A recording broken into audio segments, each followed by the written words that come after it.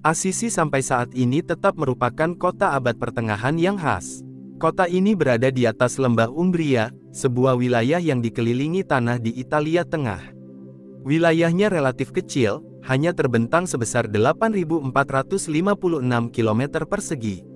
Kota ini juga memiliki pegunungan, perbukitan dan hutan di wilayah Apennin Tengah di semenanjung Italia. Hanya sekitar 6% dari wilayahnya terdiri dari dataran.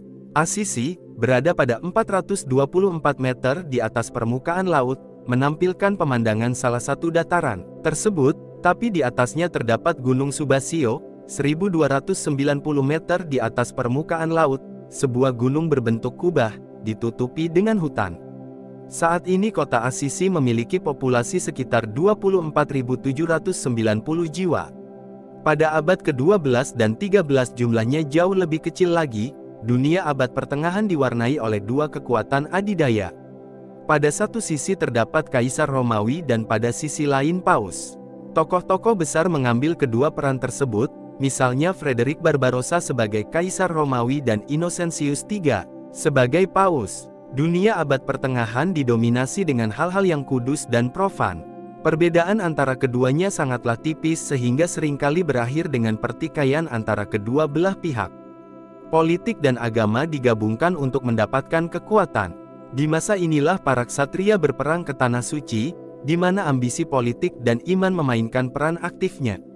Para bangsawan feodal tetap mendominasi kancah politik di banyak kota, termasuk kota Assisi. Kastil feodal, disebut Rocca Maggiore, mendominasi kota tersebut bahkan sampai saat ini, walaupun tidak sama dengan yang ada pada abad ke-12. Kaum bangsawan tetap memberi pengaruh yang tidak kecil pada masalah-masalah lokal. Namun pada akhir abad ke-12, ada satu kelompok, kelas baru yang muncul di masyarakat tersebut, yang disebut kelas menengah, yang terdiri dari sebagian besar para pelaku bisnis. Demikianlah, di kota kecil seperti Assisi pun tetap ada pembedaan yang jelas antara kaum bangsawan yang disebut mayoress, dan kaum minores yang terdiri dari pedagang. Kaum minores ini merasa bahwa mereka cukup memiliki kekuatan secara finansial untuk melawan kekuatan para bangsawan. Sasaran mereka adalah melepaskan sistem feodal lama dan menggantinya dengan pemerintahan yang lebih demokratis yang saat itu disebut komune. Franciscus lahir dalam konteks historis ini di tahun 1182. Masih tetap terbuka diskusi mengenai lokasi kelahirannya. Beberapa tempat yang dianggap sebagai lokasi kelahirannya adalah Chiesa Nova, San Francesco Piccolino, dan Casa Paterna. Semua tempat ini terletak di sekitar lapangan di tengah kota Assisi yang disebut Piazza del Comune, didominasi oleh kuil Romawi Minerva dan Torre del Popolo. Pada lukisan fresko yang dibuat oleh Giotto di dinding di bagian atas Basilika St. Franciscus Assisi, kita bisa melihat suatu representasi dari lapangan ini. Lukisan dinding tersebut mungkin sudah diperbaiki saat ini. Namun hanya perbaikan kecil saja. Franciscus adalah anak dari Pietro Bernardon, seorang pedagang pakaian kaya raya yang sering bepergian untuk urusan bisnis ke Perancis.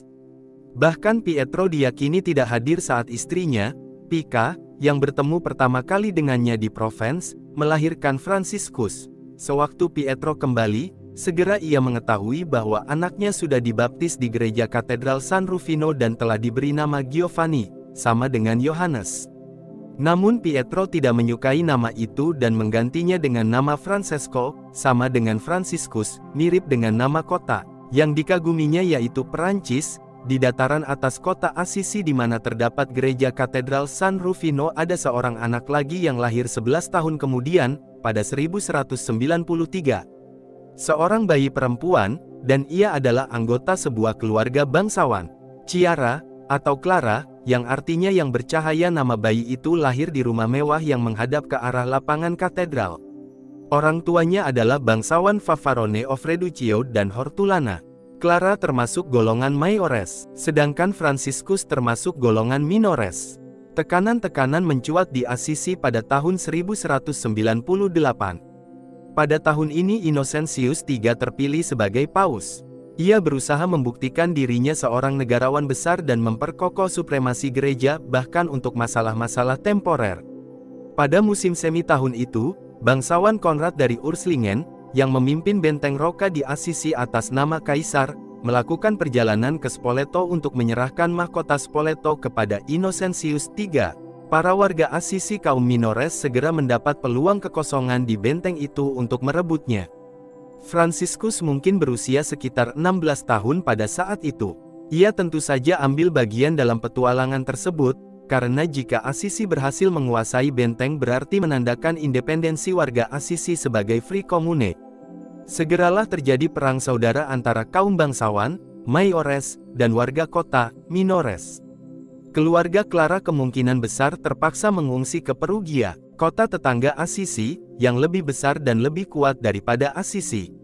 Mereka barangkali kembali ke Assisi sekitar tahun 1203, sewaktu ditetapkan dokumen yang menyatakan perdamaian antara kaum Mayoress dan Minores di Assisi. Pada tahun 1202 para bangsawan Assisi yang ditawan di Perugia dikonfrontir di hadapan warga Minores Assisi. Franciscus ambil bagian dalam perang di Collestrada, yang pada akhirnya banyak memakan korban tawanan dari pihak Assisi. Franciscus pun tertawan dan dipenjara selama 1 tahun di Perugia. Ia cukup beruntung karena ditebus dari penjara oleh ayahnya yang kaya dengan sejumlah uang. Kesehatannya yang memburuk selama di penjara akhirnya membuatnya menghabiskan banyak waktu di tempat tidur di tahun 1204. Sewaktu Franciscus pulih dari sakitnya, ia mulai mengidam-idamkan sesuatu yang lebih tinggi daripada yang pernah dialaminya selama ini. Kali ini ia berkeinginan menjadi ksatria. Usianya saat itu cocok untuk seorang ksatria. Cita-cita menjadi ksatria sebenarnya adalah tema lagu-lagu yang sering dikumandangkan oleh para troubadour yang berkelana dari pegunungan Alpen sampai ke semenanjung Italia. Tema lagu ini cukup membakar semangat. Maka romansa keksatriaan dan keingintenaran karena ambil bagian dalam perang salib pun menjadi impian para pemuda termasuk Franciscus. Di tahun 1204 ia mendapat kesempatan untuk pergi ke Pugli di wilayah Italia Selatan. Dengan tujuan bergabung bersama pasukan perang salib, ia diharuskan bertemu dengan Walter dari Brienne untuk bergabung dengan pasukannya. Tetapi petualangannya ini tak berumur panjang. Hari berikutnya, setelah melalui malam yang membuatnya terjaga di Spoleto, para penulis riwayat hidupnya berbicara tentang penglihatan dan mimpi Franciscus di Spoleto. Dia kembali ke Assisi. Hidupnya menyatakan bahwa Kristus meminta Franciscus untuk memperbaiki gereja tua tersebut, dengan menyebutnya gerejaku. Tentu saja di mata seorang muda seperti Franciscus yang dimaksudkan dengan gerejaku adalah gereja tua tersebut yang memang memerlukan perbaikan. Maka ia memilih cara yang mudah. Ia pergi ke toko ayahnya, mengambil gelondongan kain mahal, pergi ke pasar Foligno, lalu menjual kain serta kudanya. Kemudian dengan gembira ia kembali ke gereja tua untuk memberikan uang hasil penjualannya kepada imam miskin di sana. Imam itu dengan bijak menolaknya karena tahu bahwa ayah Franciscus pasti akan marah besar dengan tindakan eksentrik anaknya itu. Namun demikian ia mengizinkan Franciscus untuk tinggal bersamanya di San Damiano sebagai oblatus, yaitu seseorang yang menawarkan dirinya untuk melayani secara sukarela pada suatu gereja tertentu dengan tujuan menjalani hidup pertobatan. Franciscus pun segera terlibat dalam konflik terbuka dengan ayahnya. Pietro yakin bahwa tingkah anaknya itu hanya akan meruntuhkan bisnis dan reputasi keluarganya. Dia tidak rela melihat anaknya mengemis batu untuk memperbaiki gereja San Damiano, juga tidak rela melihat anaknya berbuat baik kepada para pengemis dan bergaul dengan mereka. Pica berusaha menenangkannya dengan menjelaskan bahwa Franciscus perlu waktu untuk berefleksi. Namun semuanya sia-sia. Pietro memutuskan membawa Franciscus ke hadapan Dewan Kota untuk mengumumkan bahwa Franciscus harus melepaskan hak atas warisan keluarganya. Tetapi Franciscus adalah seorang oblatus, dengan demikian ia berada langsung di bawah pengawasan uskup. Dewan Kota mengetahui situasi ini, dan tidak ingin terlibat dalam masalah tersebut, maka Pietro menghadap Guido, uskup Assisi. Franciscus menerima tantangan tersebut. Pengadilan bertempat di kediaman uskup, dekat gereja Santa Maria Maggiore. Guido berusaha membujuk Franciscus untuk mengembalikan uang ayahnya yang digunakan untuk San Damiano. Franciscus segera mematuhinya. Ia tidak hanya mengembalikan uang, namun juga menanggalkan semua pakaiannya di hadapan orang banyak dan menyerahkan semuanya kepada ayahnya. Mulai sekarang, katanya, saya bisa menghadap Allah dan memanggilnya Bapakku di dalam surga. Pietro kembali ke rumah dengan malu, dan Fransiskus meninggalkan Assisi untuk sementara waktu. Berpakaian seperti pertapa dengan bahan jubah yang jelek. Di perjalanan, para penyamun menyerang dia. Tapi ia menjawab bahwa dirinya adalah tentara Raja Agung. Para penyamun menganggapnya seorang gila dan melemparnya ke gundukan salju, meninggalkan dia yang malah bernyanyi dan memuji Allah. Selama beberapa bulan dia bekerja di dapur sebuah biara Benediktin di San Ferrecondo, dan kemudian di kota Gubbio, di rumah temannya, Federico Spadalunga. Di Gubbio ia melayani komunitas penderita kusta. Pada musim panas 1206 Fransiskus kembali ke Assisi, memutuskan untuk memperbaiki San Damiano lagi. Dia berjalan tegap memasuki kota dan mulai mengemis batu dan sisa makanan. Walaupun merasa jijik memakan sisa makanan, dia berusaha keras untuk itu, seperti dilakukan oleh para pengemis. Ia memahami sekarang bahwa kaum minores yang sebenarnya di Assisi bukanlah para pedagang, melainkan kaum buangan seperti para pengemis itu. Dan ia sudah menetapkan diri untuk menjadi salah satu dari mereka. Sewaktu ia masih seorang muda yang kaya, ia bahkan sudah menginginkan untuk memahami cara hidup pengemis. Saat itu ia dalam peziarahan ke kuburan para rasul di kota Roma. Pada kubur Santo Petrus ia berjumpa dengan pengemis. Ia menukar pakaiannya dengan pakaian pengemis itu lalu duduk mengemis. Ini dilakukannya selama sehari penuh. Fransiskus bernyanyi keras-keras saat memperbaiki San Damiano. Ia ingat akan suara merdu ibunya saat bernyanyi dalam dialek Provencal. Secara spontan lagu-lagu itu dinyanyikannya saat ia bekerja keras memperbaiki San Damiano. Para petani yang lewat memandangnya curiga, namun mungkin juga dengan rasa kasih saat melihat pancaran kegembiraan masa mudanya itu. Ia mengatakan kepada mereka bahwa San Damiano nantinya akan menjadi tempat para wanita terhormat yang melayani Tuhan. Para penulis riwayat hidupnya menganggap kata-kata ini adalah nubuat tentang Clara dan para wanita miskin San Damiano. Sebutan ini ditujukan untuk para biarawati Claris di awal terbentuknya. Dalam waktu singkat Fransiskus menyelesaikan perbaikan San Damiano. Kemudian ia melanjutkan perbaikan gereja lainnya. Pertama, gereja San Pietro, lalu gereja Santa Maria degli Angeli, sama dengan Santa Maria Ratu para Malaikat, atau Porzioncola, sama dengan bagian kecil. Gereja yang terakhir ini kemudian menjadi tempat lahirnya gerakan yang dirintis oleh Fransiskus. Lokasinya di lembah Umbria di bagian bawah Assisi. Fransiskus mendapati gereja itu di tengah hutan. Gereja itu milik para biarawan dari biara San Benedetto al Subasio. Fransiskus berpendapat bahwa para biarawan itu cukup senang menerimanya dan memanfaatkan gereja itu. Maka ia memulai tugas perbaikan gereja. Segera gereja itu menjadi kesayangannya sampai-sampai ia menyatakan kepada para saudaranya bahwa Porzincola adalah salah satu tempat tersuci yang ada di bumi. Disitulah nantinya ia ingin meninggal di tahun 1226.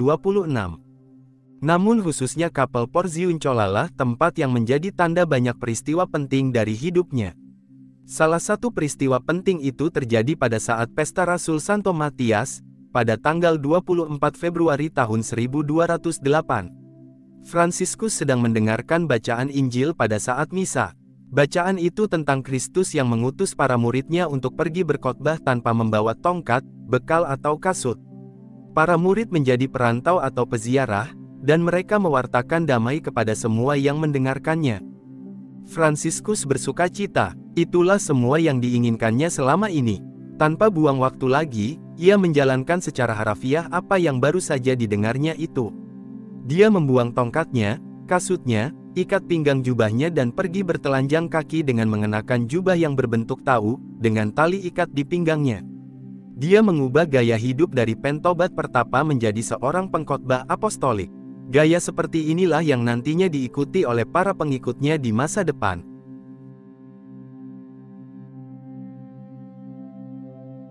Hanya butuh beberapa minggu, Fransiskus dengan gembira menerima saudara-saudaranya yang pertama di Porzioncola. Yang pertama dari antara mereka adalah Bernardo Quintavalle, seorang muda kaya dari Assisi. Ia mengundang Fransiskus ke rumahnya untuk makan malam. Rumah itu sampai saat ini masih ada. Pada saat bermalam di rumahnya itulah Bernardo menyadari bahwa Fransiskus alih-alih tidur malahan berdoa sepanjang malam. Keesokan paginya, Bernardo mengambil keputusan besar.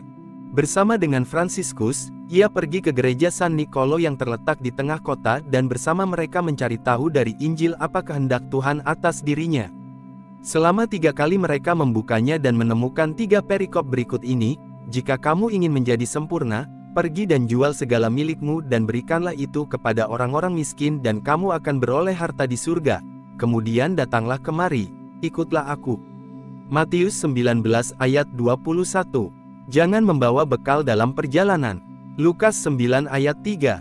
Jika engkau ingin mengikutiku, ia harus menyangkal dirinya, memikul salibnya setiap hari dan mengikuti aku. Lukas 9 ayat 23. Bacaan-bacaan Injil inilah yang menjadi dasar awal peraturan gerakan penginjilan yang diprakarsai Fransiskus. April tahun 1208, 2 orang lagi bergabung bersama dengan Fransiskus dan Bernardo. Mereka adalah Pietro Cattani, seorang pengurus gereja katedral, dan Egidius yang bergabung dengan Fransiskus pada tanggal 23 April.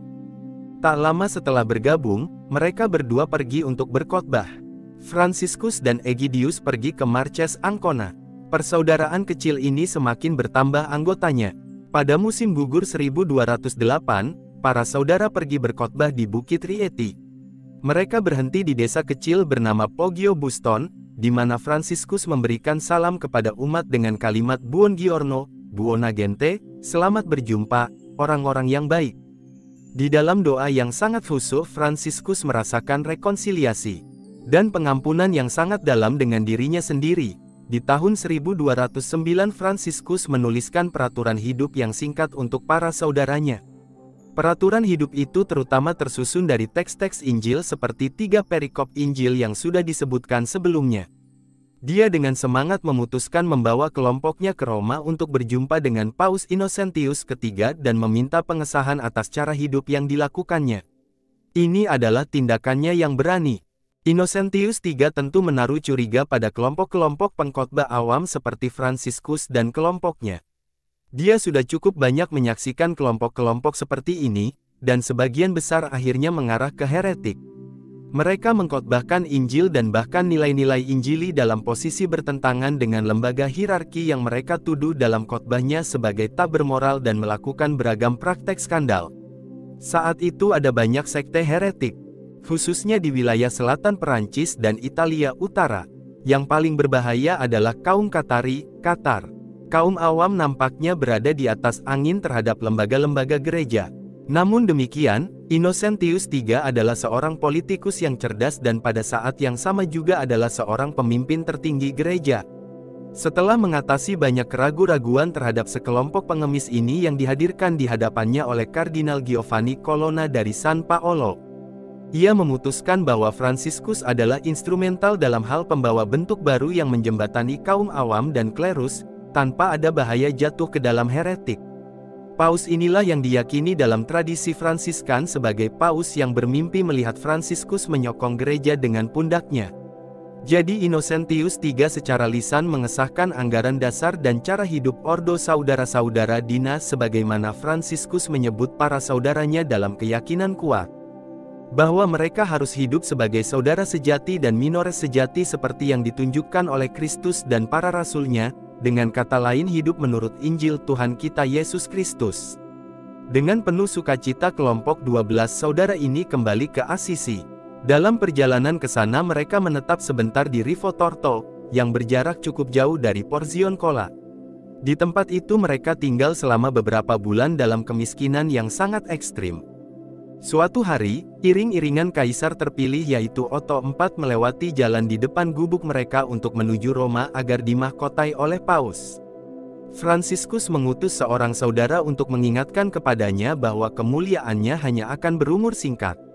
Saudara tersebut tentu saja dihalangi dan dicegah oleh para pengawal kaisar, namun ia cukup bahagia telah menjalankan tugas tersebut. Sewaktu seorang petani dengan kasar merebut gubuk para saudara tersebut menetap, Fransiskus dan kelompoknya memberikan gubuknya dan meninggalkan Rivo Torto kembali ke Porzioncola. Salah satu ciri khas yang patut dicatat mengenai Fransiskus dan gerakannya adalah keterbukaannya terhadap dialog universal. Fransiskus ingin sekali berjumpa dengan para heretik, kaum muslim, kaum buangan. Di tahun 1211 dia menuju ke tempat kaum muslim. Impian lamanya tentang keksatria,an dan kemuliaan bersama para pejuang sekarang diganti menjadi keinginan untuk menjadi tentara pembawa damai bagi kaum muslim. Namun rencananya saat ini gagal. Kapal yang ditumpanginya terjebak badai dan hancur di pinggir pantai Dalmatia. Franciscus harus kembali ke Ancona dengan kapal lain.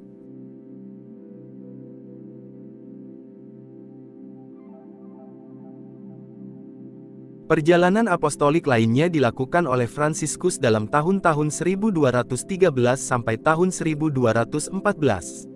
Saat itu ia ingin pergi ke Spanyol, untuk melakukan pewartaan Injil ke tengah kaum muslim di Maroko. Namun rencana itu tidak berhasil karena Franciscus sakit dan harus kembali ke Italia. Di Porzioncola dia menerima sekelompok orang terpelajar yang ingin masuk ordonya. Salah satu di antaranya adalah saudara Thomas dari Celano, yang nantinya menjadi penulis dari 3 riwayat hidup Franciscus. Pada November tahun 1215 Franciscus membantu di salah satu peristiwa penting dalam sejarah gereja, yaitu di Konsili Lateran keempat, dilaksanakan di Roma oleh Paus Innocentius III. Pada saat inilah barangkali Franciscus berjumpa dengan pendiri Ordo Religius Apostolik yang bernama Dominic Guzman.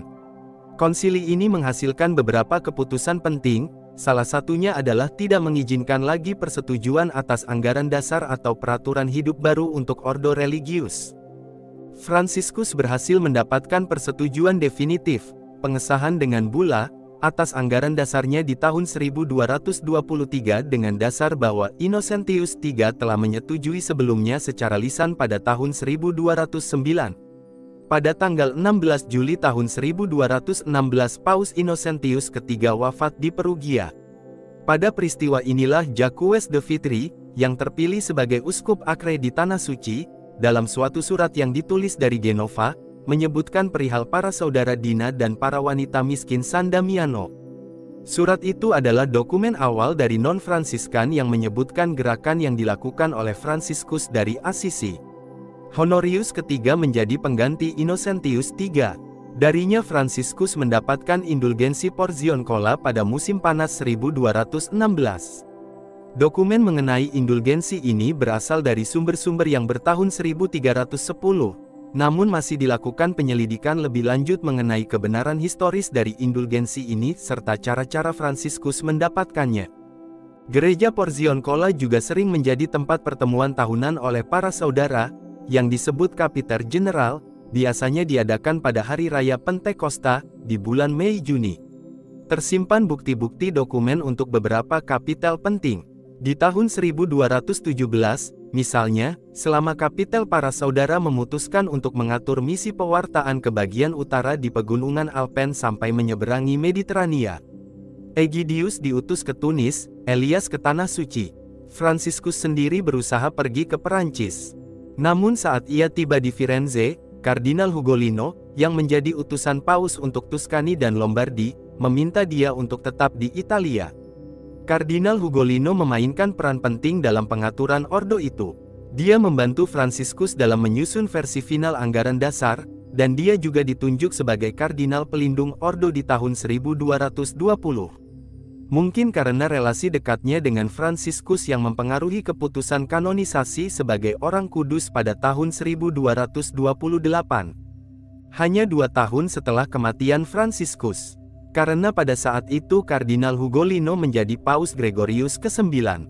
Selama kapitel 1217, ordo tersebut telah terorganisir secara lebih efisien karena dibagi-bagi menjadi beberapa provinsi. Kapitel tahun 1219 menetapkan pengutusan misionaris ke wilayah Jerman, Perancis, Hungaria, Spanyol dan Maroko. Para saudara yang pergi ke Maroko menjadi martir di Marrakesh pada tanggal 16 Januari tahun 1220. Santo Berardus dan kawan-kawan adalah martir Fransiskan pertama yang ada pada daftar panjang para saudara yang meninggal karena menjadi saksi Injil. Pada saat yang sama Franciscus memutuskan pergi ke Acre dan Damietta di Mesir saat pasukan perang salib berusaha menguasai Mesir. Pada musim gugur tahun 1219 Franciscus tiba di Damietta dan meminta izin dari utusan Paus untuk masuk ke kamp kaum muslim dengan resiko ditanggung sendiri. Bersama dengan saudara Illuminato ia pergi ke perkemahan kaum muslim dan berbicara dengan Sultan Malik el-Kamil. Sultan bersedia mendengarkan khotbah Fransiskus dan nampaknya ia juga memberikan izin kepada Fransiskus untuk bisa mengunjungi Tanah Suci. Setelah pasukan Perang Salib menguasai Damietta di tahun 1220 Fransiskus pergi ke Acre, mungkin setelah mendapat kesempatan untuk melihat tempat-tempat suci umat Kristen di Tanah Suci, yang saat itu dikuasai oleh kaum muslim. Fransiskus dan kelompoknya sejak saat itu mendapat tempat di Tanah Suci. Fakta-fakta sejarah tentang perjalanan Fransiskus ke wilayah timur juga didokumentasikan di dalam surat yang ditulis oleh Jacques de Vitry dari Damietta pada tahun 1220. Selama ketidakhadirannya di Italia, Fransiskus mempercayakan ordo di tangan dua orang saudara yaitu saudara Matteo da Narni dan saudara Gregorio da Napoli. Pada musim semi 1220 ia menerima informasi mengenai keadaan ordo yang terpecah di bawah kepemimpinan kedua saudara tersebut dan sangat menyita perhatiannya. Bersama dengan Pietro Cattani, Elias dan Caesar Speyer ia kembali ke Italia dan berlabuh di Venesia. Pada peristiwa inilah Fransiskus meminta bantuan Kardinal Ugolino, yang telah ditunjuk sebelumnya sebagai pelindung ordo ini. Fransiskus mengundurkan diri dari kepemimpinan ordo, dan menunjuk Pietro Cattani sebagai vikarius. Cattani tetap menjabat vikarius sampai tanggal 10 Maret tahun 1221, saat kematiannya. Pada saat Kapitel Pentakosta tahun 1221 saudara Elias dinominasikan sebagai vikarius. Sementara itu pada tanggal 22 September tahun 1220, Paus Honorius III, melalui dekrit kepausannya Cum Secundum Concilium, mengatur supaya ada masa novisiat di ordo tersebut. Kapitel tertanggal tanggal 30 Mei tahun 1221 kemudian menjadi terkenal dalam sejarah ordo Fransiskan. Kapitel itu dikenal dengan sebutan Kapitel Tikar. Beberapa ahli sejarah Fransiskan berbeda pendapat mengenai tahun diadakannya kapitel tersebut. Kemungkinan besar Kapitel Tikar diadakan di tahun 1219 dan bukan di tahun 1221. Karena pada tahun 1221 Kardinal Ugolino menjadi legatus kepausan di wilayah Veneto, dan kapitel itu dipimpin oleh Kardinal Raniero Capocci, seorang Cisterciensis. Kapitel ini terkenal karena banyaknya jumlah saudara yang hadir, dan mereka membuat gubuk-gubuk sederhana di sekitar Porzioncola. Karena itulah Gereja Maria Ratu Para Malaikat disebut juga Porzioncola, sama dengan bagian kecil. Hal penting yang dihasilkan pada Kapitel 1221 adalah anggaran dasar pertama yang disebut juga anggaran dasar tanpa bula, yang tidak mendapatkan persetujuan dari Paus. Pada kapitel ini juga diputuskan mengirim misionari ke wilayah Jerman di bawah pimpinan Caesar dari Speyer dan Thomas dari Celano, bersama dengan Giordan dari Giano, yang dikemudikan hari menulis kronik tentang perjalanan misionaris ini. Pada tahun 1221 juga terjadi peristiwa persetujuan Memoriale Propositi atau anggaran dasar pertama dari Ordo Para Pentobat, atau Ordo ketiga. Memang masih terbuka diskusi bagi para sejarawan apakah peristiwa ini bisa dianggap awal lahirnya keluarga besar Fransiskan, yang sebagian besar terdiri dari awam, namun bisa diterima bahwa Fransiskus memberikan peraturan atau cara hidup bagi kaum awam yang ingin menjalankan gagasan-gagasan penginjilannya.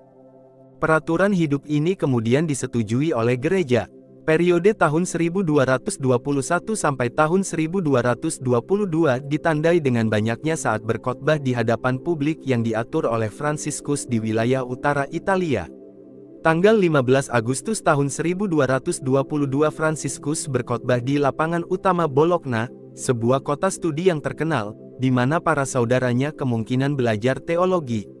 Melalui catatan kecil yang ditulis Fransiskus kepada Antonius dari Padua, tertanggal 1223. Kita tahu bahwa santo yang terkenal sebagai pujangga gereja ini mengajar teologi kepada para saudara di Bologna, karena Antonius adalah anggota provinsi Romagna di wilayah utara Italia.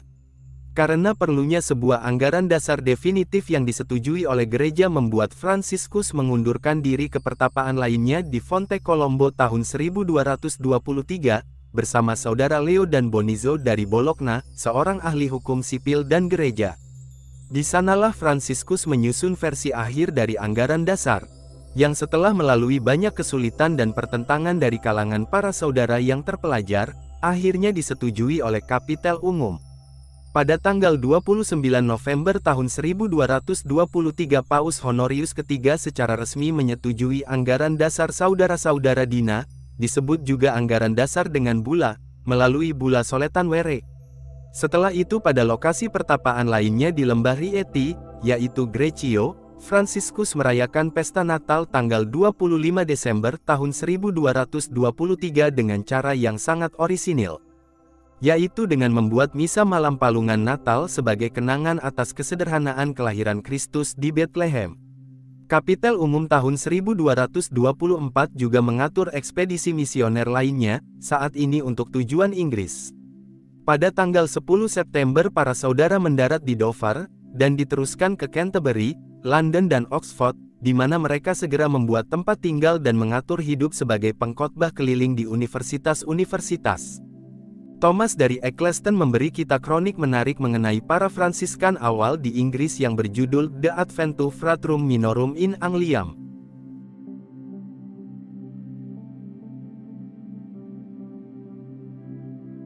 Antara tanggal 15 Agustus dan tanggal 29 September tahun 1224 Fransiskus berada di La Verna, selama masa doa dan puasa yang ia sebut masa puasa Santo Mikael. Pada saat inilah, mungkin saat pesta peninggian salib tanggal 14 September Fransiskus mendapatkan penglihatan mistik malaikat serafim yang tersalib dan ia menerima kelima luka kudus Kristus pada tubuhnya. Peristiwa ini dikemudikan hari terdokumentasi dengan baik pada riwayat hidup yang ditulis oleh Thomas dari Celano. Demikian pula melalui lukisan-lukisan yang dibuat pada masa itu. Setelah akhir periode retret ini ia kembali ke Porzioncola, melewati Borgo San Sepolcro, Monte Casale dan Città Castello. Walaupun ia lemah dan sangat sakit, menunggang seekor keledai, Fransiskus berkhotbah di Umbria selama musim dingin tahun 1224 sampai tahun 1225. Tahun 1225 merupakan awal dari saat-saat terakhir sakit yang dideritanya. Dia menjadi buta, dan pada musim panas ia dibawa ke San Damiano untuk dirawat secara lebih teliti oleh para saudari miskin Clara. Saudara Elias mendesak agar Fransiskus mendapatkan perawat medis, namun perawatan itu tertunda. Di San Damiano, setelah melewati malam yang sangat berat baginya, Fransiskus menyusun Kidung Saudara Matahari, atau pujian kepada segala makhluk. Pada bagian akhir kidung itu ia menambahkan bagian tentang pengampunan, setelah ia mendamaikan uskup dan podesta di Assisi. Dan menjelang kematiannya ia menambahkan bagian tentang Saudari Maud. Di bulan Juli tahun 1225 Fransiskus setuju untuk pergi ke Rieti, untuk mendapatkan perawatan medis dari para dokter kepausan. Di Rieti dia disambut oleh Kardinal Ugolino dan Dewan Kepausan. Kemudian ia melanjutkan ke Fonte Colombo untuk, atas desakan saudara Elias, menjalani operasi pelipis matanya yang kian memburuk. Operasi ini akhirnya gagal, mata Fransiskus tetap buta. Bulan September tahun 1225 dia dipindahkan ke San Fabiano della Foresta, dekat Rieti, untuk mendapatkan perawatan lebih lengkap. Melalui doa-doanya, kebun anggur milik imam miskin yang menjaga gereja San Fabiano menghasilkan buah-buah yang berlimpah, walaupun kebun anggur itu terinjak-injak oleh orang-orang yang mengunjungi Fransiskus. Tahun 1226 adalah tahun yang terakhir baginya. Pada musim panas ia dibawa ke Siena untuk perawatan. Pada satu malam saat ia mengalami penderitaan yang mendalam, ia mendiktekan beberapa kata perpisahan yang dikemudikan hari dikenal sebagai wasiat Siena. Kemudian ia dipindahkan ke pertapaan Celle di Cortona, di mana ia mendiktekan wasiatnya yang terakhir. Pada musim panas 1226 Fransiskus berada di Bagnara, bukit dekat Nocera. Kondisinya semakin memburuk, dan ia dibawa ke tempat kediaman uskup di Assisi. Dia tahu bahwa Saudari Maud sudah dekat, maka ia meminta agar dibawa ke Porzioncola pada bulan September. Uskup Guido pada saat itu sedang pergi ziarah ke Monte Gargano. Pada perjalanan menuju Porzioncola, Fransiskus memberkati kota kelahirannya itu. Pada hari Sabtu tanggal 3 Oktober tahun 1226, saat matahari terbenam, Fransiskus meninggal di Porzioncolo, setelah ia meminta para saudara membacakannya kisah sengsara Kristus menurut Injil Yohanes, dan mendoakan Mazmur 141. Hari Minggu tanggal 4 Oktober iring-iringan pemakaman membawa jenazah Fransiskus ke kota Assisi dan melewati San Damiano agar Clara dan para saudarinya bisa melihat bapa rohaninya untuk terakhir kali. Fransiskus dikuburkan di dalam gereja San Giorgio, tempat di mana pada masa kecil ia mendapat pendidikan sekolah. Saudara Elias sebagai vikarius mengumumkan wafatnya Fransiskus kepada Ordo melalui surat berantai. Pada tanggal 19 Maret tahun 1227 Kardinal Ugolino terpilih sebagai paus dan mengambil nama Gregorius IX. Salah satu tugas awalnya adalah mengusahakan beberapa hal untuk menghormati sang miskin dari Assisi. Pada tanggal 30 Mei tahun 1227 Giovanni Parenti terpilih sebagai Minister Jenderal Ordo pada Kapitel Pentekosta. Pada tanggal 29 April tahun 1228, melalui bula kepausan Recolentes, Gregorius IX memutuskan untuk membangun Specialis Ecclesia, sebuah gereja khusus untuk menghormati Fransiskus. Tanggal 16 Juli ia secara pribadi datang ke Assisi untuk mengkanonisasi Fransiskus. Bula Mirasirka Nos tanggal 19 Juli menyatakan Fransiskus dari Assisi adalah orang kudus dan menetapkan pestanya pada tanggal 4 Oktober. Pada saat itu juga Gregorius IX meletakkan batu pondasi untuk pembangunan basilika yang diperintahkannya agar dibangun di atas Colis Inferni, pada bagian barat kota, yang kemudian namanya diganti menjadi Colis Paradisi. 3 gereja dibangun dalam waktu cukup lama, di bawah arahan saudara Elias. Basilika itu terdiri dari makam Sang Santo, dan 2 basilika bersusun, yaitu gereja makam dan gereja monastik. Gereja makam siap digunakan untuk pesta meriah pemindahan relikui Santo Fransiskus pada tanggal 25 Mei tahun 1230. Tahun 1939 Santo Fransiskus dinyatakan sebagai pelindung Italia dan di tahun 1980 ia diangkat sebagai pelindung ekologi oleh Paus Yohanes Paulus II. Fransiskus amat kudus. Ia tidak lagi melihat perbedaan di antara semua makhluk ciptaan Tuhan. Baginya segala sesuatu yang ada di dunia ini adalah karunia ilahi. Kelembutan jiwanya bahkan membuat binatang-binatang pun menyayanginya. Binatang buas menjadi jinak bila berada di dekat orang suci ini.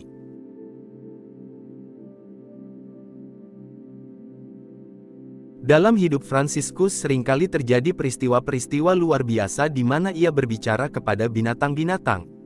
Di antaranya, ketika Santo Fransiskus menghardik serombongan burung yang berisik sehingga mengganggu upacara gereja. Yang mengherankan, burung-burung itu kemudian tinggal tenang sampai Fransiskus menyelesaikan khotbahnya. Suatu hari Fransiskus dan pengikut-pengikutnya sedang dalam perjalanan ke lembah Spoleto dekat kota Befagna. Tiba-tiba Fransiskus melihat serombongan besar burung-burung dari berbagai jenis. Di antaranya ada merpati, gagak dan jenis-jenis yang lain. Terpesona dengan keindahan pemandangan itu, Fransiskus meninggalkan teman-temannya di pinggir jalan dan berlari mengejar rombongan burung yang ajaibnya tidak lagi beterbangan tapi dengan sabar menunggu kedatangan Fransiskus. Seperti biasa Fransiskus menyapa mereka, ia pikir burung-burung itu akan segera beterbangan di udara ketika ia menyapanya. Tetapi mereka semua tetap diam di tempatnya masing-masing. Dipenuhi rasa kagum, Fransiskus bertanya apakah mereka mau tinggal sebentar bersamanya untuk mendengarkan sabda Tuhan. Katanya kepada mereka, "Saudara dan saudari burung, hendaklah kalian memuji Penciptamu dan mengasihinya selalu. Ia memberimu bulu-bulu sebagai mantel, sayap untuk terbang dan memenuhi segala kebutuhanmu. Tuhanlah yang menjadikan engkau mulia di antara segala makhluk, menjadikan udara yang halus bersih sebagai rumahmu. Tanpa menabur ataupun menuai, kalian memperoleh bimbingan dan perlindungan dari Tuhan." Burung-burung itu mengepak-ngepakkan sayap mereka, menjulurkan leher mereka sambil memandang Fransiskus. Mereka bersukacita memuji Tuhan dengan cara yang demikian indah sesuai kodrat mereka. Kemudian Fransiskus berjalan di tengah-tengah burung-burung itu, berkeliling dan kembali, menyentuh kepala dan badan burung-burung itu dengan jubahnya. Kemudian ia memberkati mereka dan membuat tanda salib bagi mereka. Kemudian burung-burung itu beterbangan di udara dan Fransiskus dengan penuh sukacita berterima kasih kepada Tuhan. lalu melanjutkan perjalanannya. Setelah kembali kepada teman-temannya, Fransiskus menggumam dengan keras mengapa selama ini ia tidak pernah berkhotbah kepada burung-burung. Maka, sejak saat itu, Fransiskus membiasakan diri untuk meminta kepada burung-burung, segala jenis binatang serta reptil untuk memuji dan mengasihi penciptanya. Suatu hari seorang rahib membawa seekor kelinci yang terjebak perangkap para pemburu. Santo Fransiskus lalu menasehati kelinci agar lebih berhati-hati di waktu yang akan datang. Kemudian dikeluarkannya kelinci dari dalam perangkap dan diletakkannya di atas tanah supaya ia pergi. Tetapi kelinci itu kembali dan melompat ke atas pangkuan Fransiskus, berharap agar ia boleh tinggal di dekatnya. Fransiskus membawa kelinci itu ke sebuah hutan dan melepaskannya kembali. Tetapi kelinci itu kembali lagi ke tempat di mana Fransiskus duduk dan melompat ke atas pangkuannya lagi. Akhirnya Fransiskus meminta salah seorang rahibnya untuk membawa kelinci masuk ke dalam hutan dan melepaskannya. Kali ini usahanya berhasil. Hal-hal seperti ini terjadi berkali-kali dalam hidup Fransiskus, di mana ia melihatnya sebagai suatu kesempatan untuk memuji kemuliaan Tuhan. Jika seekor makhluk yang begitu sederhana dapat begitu dilimpahi oleh keajaiban Tuhan, terlebih lagi manusia. Kisah mujizat Santo Fransiskus yang paling terkenal adalah ketika menjinakkan serigala buas yang meneror rakyat kota Gubbio. Ketika Fransiskus tinggal di kota itu, ia mendapati ada seekor serigala yang sangat ganas. Ia tidak saja memburu dan memangsa binatang, tetapi juga manusia. Rakyat kota itu mengangkat senjata untuk membinasakannya, tetapi mereka yang pergi menghadapi serigala itu banyak yang binasa dan terluka oleh taring-taringnya yang tajam. Maka penduduk menjadi sangat takut dan tidak berani keluar dari tembok kota. Fransiskus merasa iba kepada penduduk kota dan memutuskan untuk pergi menemui serigala. Penduduk mencegahnya dengan sangat, tetapi Fransiskus bersikeras bahwa Tuhan akan menjaganya. Seorang rahib yang pemberani dan beberapa petani menemani Fransiskus sampai ke gerbang luar kota. Tetapi segera saja petani-petani itu merasa gentar dan tidak berani melanjutkan perjalanan. Fransiskus dan rekannya mulai berjalan. Tiba-tiba serigala, dengan rahangnya ternganga, muncul dari hutan dan datang dan hendak menyerang para biarawan itu. Fransiskus membuat tanda salib ke arah serigala. Dengan kuasa Tuhan, serigala itu segera memperlambat larinya dan mengatupkan rahangnya. Kemudian Fransiskus berteriak, "Datanglah kepadaku, saudara serigala. Dalam nama Yesus, aku memerintahkan kamu untuk tidak lagi menyakiti siapapun." Maka pada saat itu juga serigala menundukkan kepalanya dan datang berbaring di bawah kaki Santo Fransiskus. Serigala itu menjadi jinak seperti seekor anak anjing. Santo Fransiskus menjelaskan kepada serigala bahwa serigala telah menakutkan penduduk kota, karena ia tidak saja memangsa binatang, tetapi juga manusia yang diciptakan seturut gambaran Allah. "Saudara serigala," kata Fransiskus, "aku ingin mengadakan perdamaian antara kamu dan penduduk Gubbio. Mereka tidak akan menyakiti kamu dan kamu juga tidak boleh lagi menyakiti mereka. Semua kejahatan di masa lampau harap dimaafkan." Serigala menyatakan persetujuannya dengan menggoyang-goyangkan badannya dan mengangguk-anggukkan kepalanya. Dan puncak dari peristiwa yang menakjubkan itu, Fransiskus meminta serigala untuk membuat janji. Sementara Fransiskus mengulurkan tangannya untuk menerima janji, serigala mengulurkan kaki depannya dan meletakkannya di atas tangan orang kudus itu. Kemudian, Fransiskus memerintahkan serigala untuk mengikutinya masuk ke dalam kota untuk mengadakan perjanjian damai dengan penduduk kota. Maka tanpa melawan sedikit pun serigala mengikuti Santo Fransiskus. Ketika mereka tiba di alun-alun kota, semua orang datang untuk menyaksikan peristiwa yang ajaib itu. Dengan si serigala di sisinya, Fransiskus berkhotbah kepada penduduk kota mengenai cinta kasih Tuhan yang luar biasa serta ajaib, yang memanggil mereka semua untuk bertobat dari semua dosa-dosa mereka. Kemudian atas nama serigala, Fransiskus menawarkan perdamaian kepada penduduk kota. Penduduk berjanji dengan suara lantang bahwa mereka akan menyediakan makanan bagi serigala. Kemudian Fransiskus bertanya kepada serigala apakah ia mau hidup berdamai dengan syarat-syarat tersebut. Serigala menundukkan kepalanya dalam-dalam dan merenggangkan badannya untuk meyakinkan semua orang bahwa ia menerima janji itu. Kemudian sekali lagi serigala meletakkan tangannya di atas tangan Fransiskus sebagai tanda ikatan perjanjian. Sejak saat itu penduduk kota menepati janji yang mereka buat. Serigala tinggal selama 2 tahun lamanya di antara penduduk kota, pergi dari satu rumah ke rumah lain untuk meminta makanan. Serigala tidak menyakiti siapapun dan tak seorang pun menyakitinya. Bahkan anjing-anjing pun tidak menyalak kepadanya. Ketika akhirnya serigala mati karena telah tua umurnya. Sangat sedihlah penduduk kota Gubbio. Cara hidup serigala yang penuh damai menjadi peringatan bagi mereka akan pengaruh, kesabaran, keteladanan dan kekudusan Santo Fransiskus yang menjadi simbol nyata kekuasaan dan pemeliharaan Tuhan Allah yang hidup.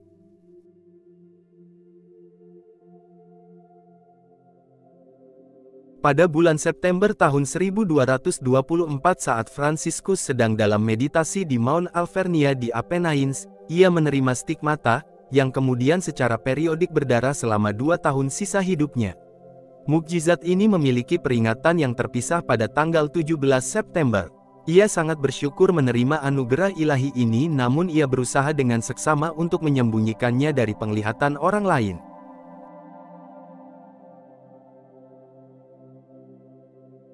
Tuhan, jadikanlah aku pembawa damai. Bila terjadi kebencian, jadikanlah aku pembawa cinta kasih. Bila terjadi penghinaan, jadikanlah aku pembawa pengampunan. Bila terjadi perselisihan, jadikanlah aku pembawa kerukunan. Bila terjadi kebimbangan, jadikanlah aku pembawa kepastian. Bila terjadi kesesatan, jadikanlah aku pembawa kebenaran. Bila terjadi kecemasan, jadikanlah aku pembawa harapan. Bila terjadi kesedihan, jadikanlah aku sumber kegembiraan. Bila terjadi kegelapan, jadikanlah aku pembawa terang. Tuhan, semoga aku ingin menghibur daripada dihibur, memahami daripada dipahami, mencintai daripada dicintai. Sebab dengan memberi aku menerima, dengan mengampuni aku diampuni, dengan mati suci aku bangkit lagi, untuk hidup selama-lamanya. Amin.